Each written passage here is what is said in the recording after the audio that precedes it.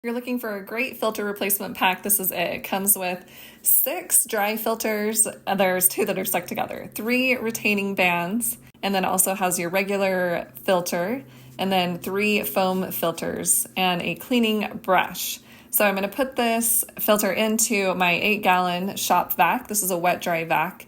These filters work 5 gallons and up. So you'll take the top off just like so, and then here is the regular filter. You'll just slide it right on like that. Make sure it's tight, and then you'll put the lid on and twist it so it locks into place. You want to make sure it locks so it doesn't come off or let dust through. And that's it. And then you can put your ShopVac back together.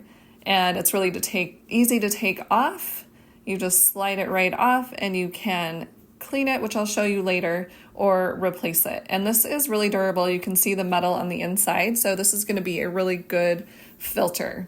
And then here is the foam sleeve.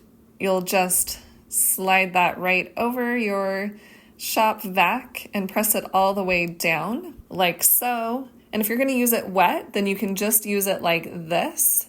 But if you're going to use it dry, there are instructions on these filters, on the dry filters, on how to use them. But you're just going to place it in the center right over the filter, the foam filter.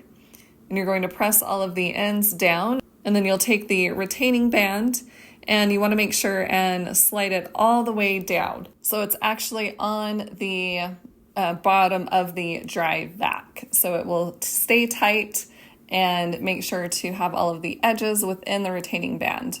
And then you can place it back into your ShopVac and go ahead and use it. Here's how you would use the cleaning brush. You would just go up and down over the filter that would be dirty, and you can clean it that way. I think these are going to be really great filters, and I would definitely recommend.